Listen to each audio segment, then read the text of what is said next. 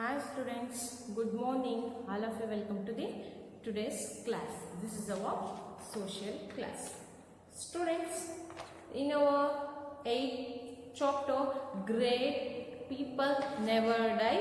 So, in this lesson, we already discussed about the great people, Mother Teresa and Mahatma Gandhi. So, in this session we have to talk about the and understand about the whole life of Abraham Lincoln. Okay, so the great people is Abraham Lincoln. Okay, in this session we have to talk about the Abraham Lincoln. Abraham Lincoln. Abraham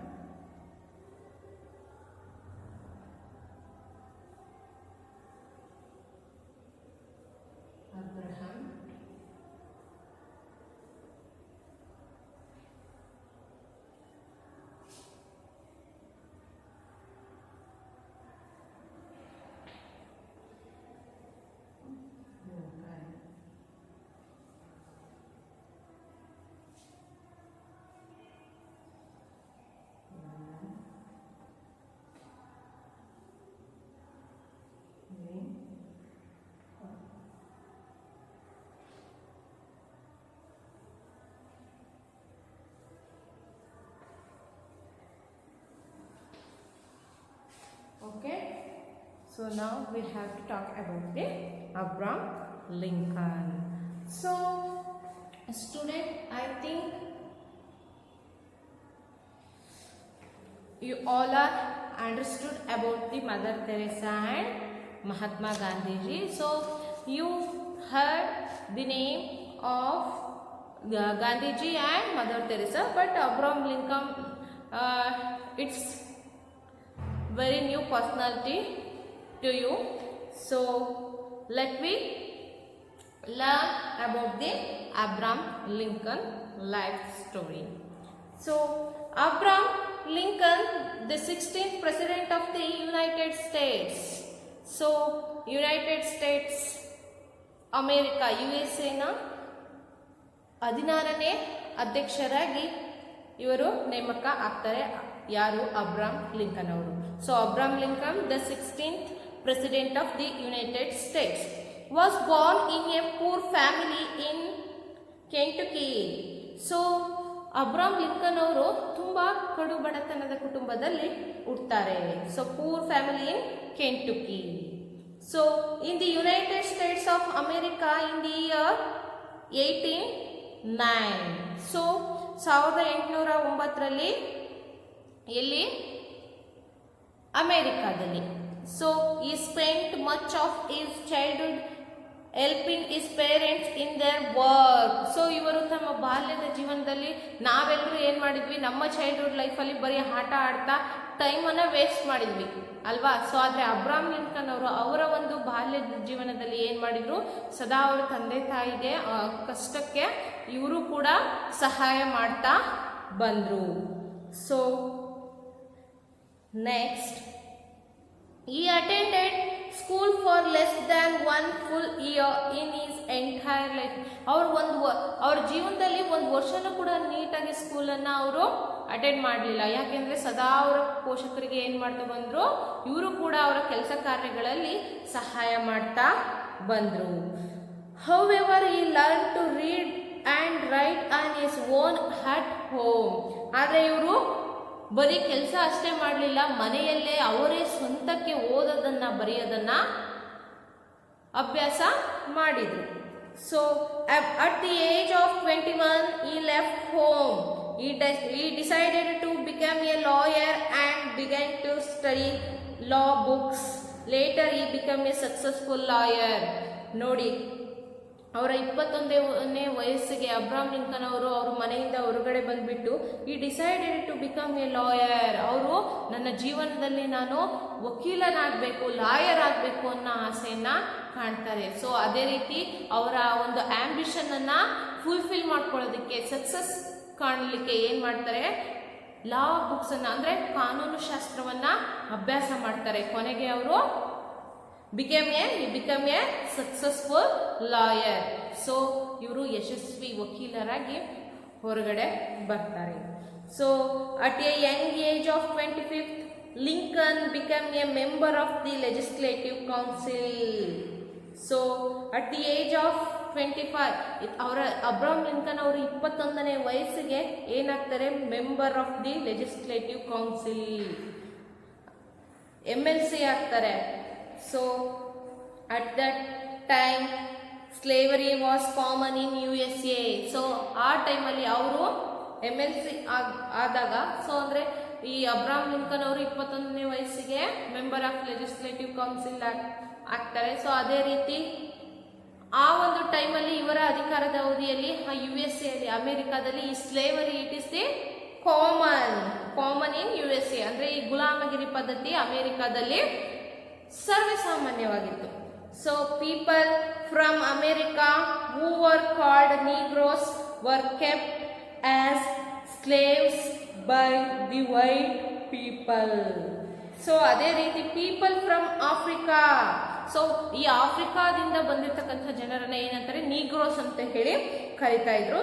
var kept as slaves by the white people. ಅವರು ಈ ಬಿಳಿಯರಿಂದ ತುಂಬಾ ಶೋಷಣೆಯನ್ನ ಅನುಭವಿಸ್ತಾ ಇದ್ರು. ಅವರೇ ಗುಲಾಮರು ಯಾರು, ಈ ಆಫ್ರಿಕಾದಿಂದ ಬಂದಿರತಕ್ಕಂಥ ನೀಗ್ರೋಸ್ಗಳು. So ಇವರ ಮೇಲೆ ಈ ವೈಟ್ ಪೀಪಲ್ಸ್, USA ಪೀಪಲ್ ಏನಿದ್ದಾರೆ, ಅಮೆರಿಕದ ಜನ ಏನಿದ್ದಾರೆ, ಅವರು ಈ ಬಿಳಿಯರು ಆ ಒಂದು ಕರಿಯರ ಮೇಲೆ ಏನ್ ಮಾಡ್ತಾ ಇದ್ರು, ಶೋಷಣೆಯನ್ನ ಮಾಡ್ತಾ ಇದ್ರು. So they were treated badly and kept in poor living conditions. They were treated badly and kept in poor living conditions. ಅವರನ್ನ ತುಂಬಾ ಬಡತನದಲ್ಲಿ, ತುಂಬಾ ಕೀಳು ಮಟ್ಟದಲ್ಲಿ ಇಟ್ಟಿದ್ರು. ಸೊ ಅದೇ ರೀತಿ ದೇ ಟ್ರೀಟೆಡ್ ವೆರಿ ಬ್ಯಾಡ್ಲಿ, ಅಂದ್ರೆ ತುಂಬಾ ಕ್ರೂರವಾಗಿ, ನಿರ್ದಾಕ್ಷಿಣ್ಯವಾಗಿ ಅವರನ್ನ ನಡೆಸ್ಕೊಳ್ತಾ ಇದ್ರು.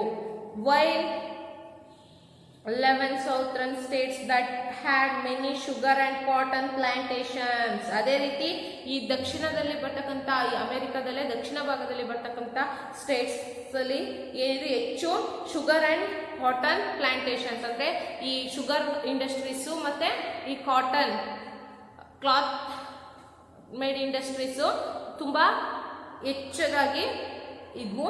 So it's induced in slavery, the northern states opposed it. ಅದೇ ರೀತಿ ಇಲ್ಲೆಲ್ಲಾನು ಈ ಪ್ಲಾಂಟೇಶನ್ಸ್ ಅಲ್ಲಿ ವರ್ಕ್ ಮಾಡ್ತಾ ಇದ್ದವ್ರು ಯಾರು, ಈ ಒಂದು ನೀಗ್ರೋಸ್ಗಳನ್ನ ಆ ಒಂದು ಕೆಲಸಕ್ಕೆ ಇಟ್ಕೊಂಡಿರ್ತಾರೆ. ಸೊ ಅದೇ ರೀತಿ ಇದನ್ನ ಈ ಸೌತ್ರನ್ ಸ್ಟೇಟ್ಸ್ ಅಲ್ಲಿ ನಡೀತಕ್ಕಂಥ ಈ ಆಕ್ಟಿವಿಟಿನ ಈ ಒಂದು ನಾರ್ತ್ ಸ್ಟೇಟ್ ನವ್ರು ಏನ್ ಮಾಡ್ತಾರೆ, ಅದನ್ನ ಅಪೋಸ್ಡ್ ಮಾಡ್ತಾರೆ, ಅದನ್ನ ವಿರೋಧಿಸ್ತಾರೆ.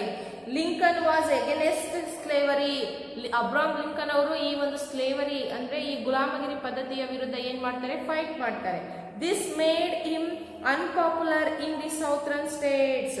ಸೊ ಈ ಒಂದು ಇವರು ಯಾವಾಗ ಒಂದು ಸ್ಲೇವರಿ ಸಿಸ್ಟಮ್ ಅನ್ನ ಅಪೋಸ್ ಮಾಡ್ತಾರೋ ಆವಾಗ ಈ ಸೌತ್ರನ್ ಸ್ಟೇಟ್ಸ್ ಅಲ್ಲಿ ಇವರು ಅಷ್ಟೊಂದು ಪಾಪ್ಯುಲಾರಿಟಿ ಅಂದ್ರೆ ಜನಪ್ರಿಯತೆಯನ್ನ ಗಳಿಸೋದಿಲ್ಲ. ಯಾಕೆ ಅಂದ್ರೆ ಒಳ್ಳೆಯದನ್ನ ಮಾಡೋದಕ್ಕೆ ಹೋದವರಿಗೆ ಎಲ್ಲಾನು ಕೂಡ ಹಿನ್ನಡೆನೆ ಆಗೋದು ಅಲ್ವಾ. ಸೊ ಯಾರು ಒಳ್ಳೆಯದನ್ನ ಅಕ್ಸೆಪ್ಟ್ ಮಾಡೋದಿಲ್ಲ, ಯಾವುದು ಕೆಟ್ಟದಿರುತ್ತೋ ಅದನ್ನು ಮಾತ್ರ ಅಕ್ಸೆಪ್ಟ್ ಮಾಡೋದು. So in 1860, so Lincoln was elected president of America and began forming laws to ban slavery. So Abraham Lincoln ಅವರು ಅಮೆರಿಕದ ಅಧ್ಯಕ್ಷರಾದ ಮೇಲೆ ಇವ್ರು ಏನ್ ಮಾಡ್ತಾರೆ, ಆ ಒಂದು ಸ್ಲೇವರಿ ಅಂದ್ರೆ ಆ ಗುಲಾಮಗಿರಿ ಪದ್ಧತಿಯನ್ನ ರದ್ದು ಮಾಡ್ತಾರೆ. So after his election many States in the south broke away from the USA.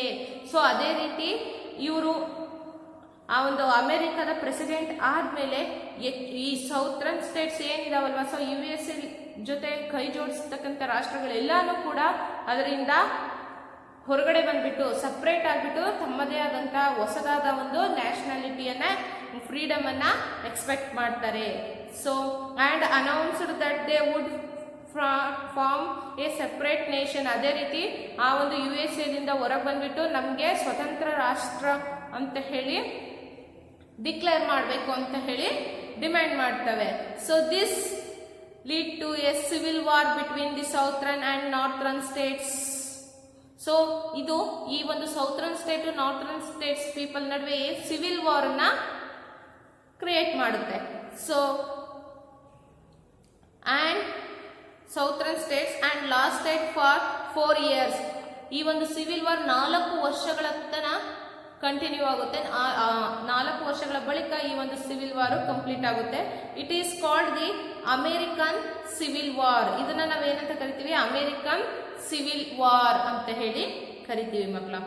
Even before the war ended, Lincoln issued the emancipation proclamation that declared the slaves free forever. ನೋಡಿ, even before the war. So ಈ ಒಂದು war complete ಆಗೋಕ್ಕಿಂತ start ಆಗೋಕ್ಕಿಂತ ಮುಂಚೆನೆ and ended, Lincoln issued the emancipation and proclamation that declared the slaves free forever. ಅಂದ್ರೆ ಈ ಒಂದು ಗುಲಾಮಗಿರಿಯಿಂದ ಅವರನ್ನ ಬಿಡುಗಡೆ ಮಾಡಬೇಕು ಅಂತ ಘೋಷಣೆ ಮಾಡ್ತಾರೆ. ಆವಾಗ ಏನಾಗುತ್ತೆ? The slaves free for ever. ಈ ಒಂದು ಗುಲಾಮರು ಅಂತ ಏನ್ ಹೇಳ್ತೀವಲ್ಲ, ಅವರು ಫುಲ್ ಫ್ರೀ, ಸ್ವತಂತ್ರರಾಗಿ ಮಾಡ್ತಾರೆ. So Lincoln won the war and freed the slaves and kept the country United. So ಅದೇ ರೀತಿ ಈ ಅಬ್ರಾಹಂ ಲಿಂಕನ್ ಅವರು ಈ ಸಿವಿಲ್ ವಾರ್ ಅಲ್ಲಿ ಅವರು ಗೆದ್ದ ಮೇಲೆ ಏನ್ ಮಾಡ್ತಾರೆ? ಯುದ್ಧವನ್ನ ಗೆದ್ದ ಮೇಲೆ and freed the slaves and kept the country united. ನೋಡಿ, ಸೊ ಅದೇ ರೀತಿ ಆ ಗುಲಾಮರನ್ನ ಗುಲಾಮಗಿರಿ ಪದ್ಧತಿಯಿಂದ ಹೊರಗಡೆ ತರ್ತಾರೆ. So 2 years later a law was made banning slavery in the USA. After 2 years, 2 ವರ್ಷಗಳ ಬಳಿಕ ಏನ್ ಮಾಡ್ತಾರೆ? ಆ ಸ್ಲೇವರಿ ಸಿಸ್ಟಮ್ ಅನ್ನ ಸಂಪೂರ್ಣವಾಗಿ ಕಂಪ್ಲೀಟ್ ಆಗಿ ಬ್ಯಾನ್ ಮಾಡ್ತಾರೆ ಅಮೆರಿಕಾದಲ್ಲಿ. ಲೇಟರ್ ಯಾರು? ಅಬ್ರಾಹಂ ಲಿಂಕನ್ ಅವರು. Later, Lincoln was elected as president for the second time. ಅದೇ ರೀತಿ ಅಬ್ರಾಹಂ ಲಿಂಕನ್ ಅವರು 2ನೇ ಬಾರಿ ಅಮೆರಿಕದ ಅಧ್ಯಕ್ಷರಾಗಿ ನೇಮಕ ಆಗ್ತಾರೆ, ಆಯ್ಕೆ ಆಗ್ತಾರೆ.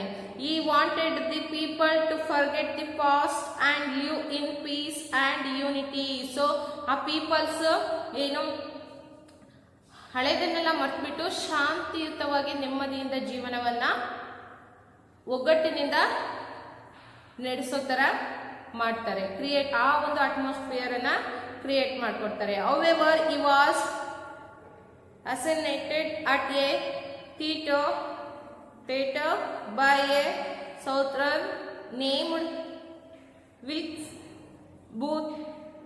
Lincoln is remembered in history as the great emancipator of the slaves. ನೋಡಿ, ಇವರು assassinated at a theater by a Southern named Wilkes Booth. ಈ ವಿಲ್ಕ್ಸ್ ಬೂತ್ ಅಂತಕ್ಕಂಥವ್ರು ಈ ಒಂದು ಥಿಯೇಟರ್ ಅಲ್ಲಿ ಈ ಒಂದು ಯಾರು ಅಬ್ರಾಹಂ ಲಿಂಕನ್ ಅವರು ವಿಲ್ಕ್ಸ್ ಬೂತ್ ಅವರಿಂದ ಹತ್ಯೆಗೀಡಾಗ್ತಾರೆ. ಸೊ ಈ ಒಂದು ಲಿಂಕನ್ ಅವರನ್ನ we remembered in history as the great emancipator of the slaves. ಅಂದ್ರೆ ಈ ಒಂದು ಸ್ಲೇವರಿ ಸಿಸ್ಟಮ್ ಇಂದ ಈ ನೀಗ್ರೋಸ್ ಅನ್ನ ಬಿಡುಗಡೆ ಮಾಡ್ತಾರೆ, ವಿಮೋಚನೆ ಮಾಡ್ತಾರಲ್ವಾ. ಸೊ ಇದರಿಂದ ನಾವು ಅಬ್ರಾಹಂ ಲಿಂಕನ್ ಅವರನ್ನ ಸದಾ ನೆನಪಿಸಿಕೊಳ್ತಾರೆ.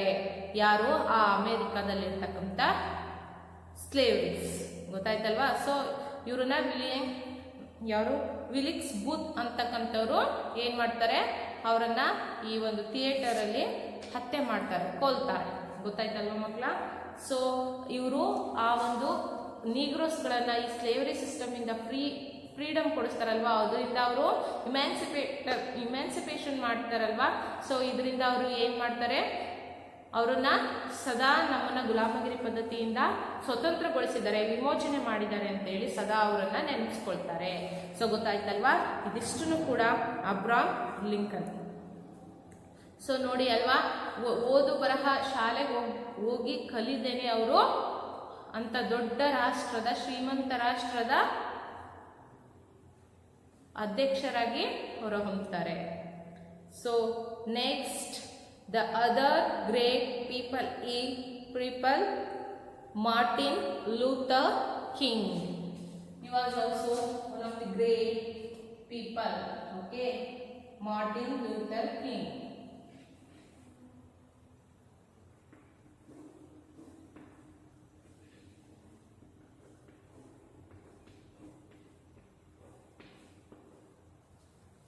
Martin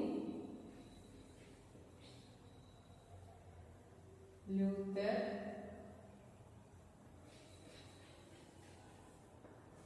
King.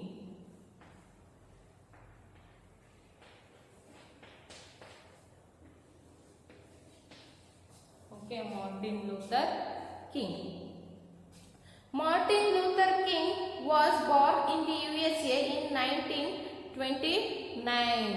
Martin Luther King ಅವರು 1929ರಲ್ಲಿ ಅಮೆರಿಕದಲ್ಲಿ ಜನಿಸ್ತಾರೆ. He was a highly educated person and did the job of a clergyman. So ಇವರು ಹೈಲಿ ಎಜುಕೇಟೆಡ್, ಅತಿ ಹೆಚ್ಚು ವಿದ್ಯಾಭ್ಯಾಸವನ್ನ ಮಾಡಿರ್ತಕ್ಕಂಥವ್ರು. ಅದೇ ರೀತಿ ಇವರು ಒಬ್ಬ ಕ್ಲರ್ಕ್ ಜಾಬ್ ಅದು. ಸೊ ಕ್ಲೆರಿಜ್ಮನ್ ಅಂತ ಹೇಳಿದ್ರೆ it is one of the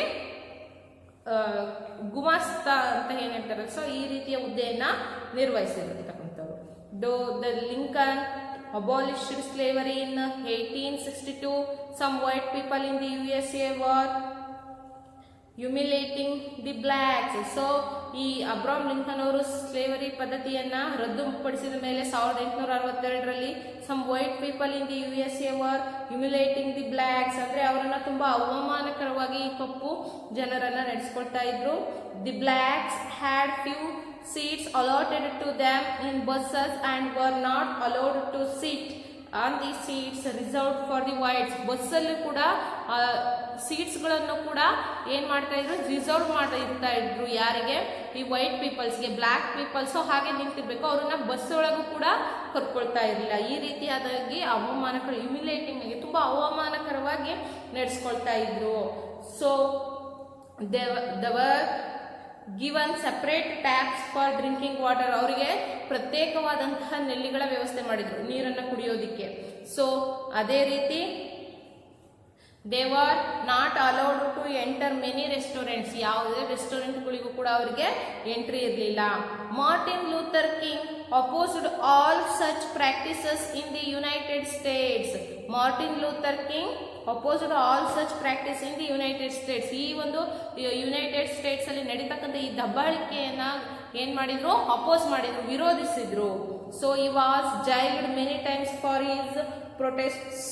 ಇವರು ಹಲವು ಬಾರಿ ಈ ರೀತಿ ಪ್ರತಿಭಟನೆ ಮಾಡಿಬಿಟ್ಟು ಜೈಲಿಗೆ ಹೋಗಿ ಬಂದಿದ್ರು. So Martin Luther King visited India in 1959 to understand Gandhiji's non violent methods of protest demanding equality for the blacks in USA. ಇವರು ಈ ಮಾರ್ಟಿನ್ ಲೂಥರ್ ಕಿಂಗ್ ಅವರು 1959ರಲ್ಲಿ ಭಾರತಕ್ಕೆ ಭೇಟಿ ನೀಡಿ ಅಲ್ಲಿ ಮಹಾತ್ಮ ಗಾಂಧೀಜಿಯವರ ಈ ನಾನ್ ವೈಲೆನ್ಸ್ ಅಂದ್ರೆ ಅಹಿಂಸಾ ತತ್ವದ ಅವರ ಒಂದು ಹೋರಾಟದ ಹಾದಿಯನ್ನ ಇವರು ಕೂಡ ಫಾಲೋ ಮಾಡ್ತಾರೆ.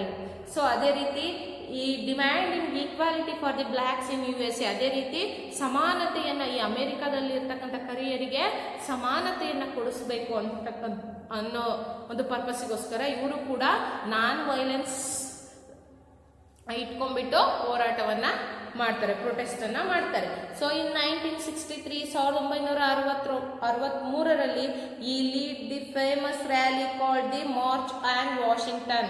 1963ರಲ್ಲಿ ಈ ಮಾರ್ಟಿನ್ ಲೂಥರ್ ಕಿಂಗ್ ಅವರು ಒಂದು ರ್ಯಾಲಿನ ಮಾಡ್ತಾರೆ, ಒಂದು ಚಳವಳಿಯನ್ನ ಮಾಡ್ತಾರೆ.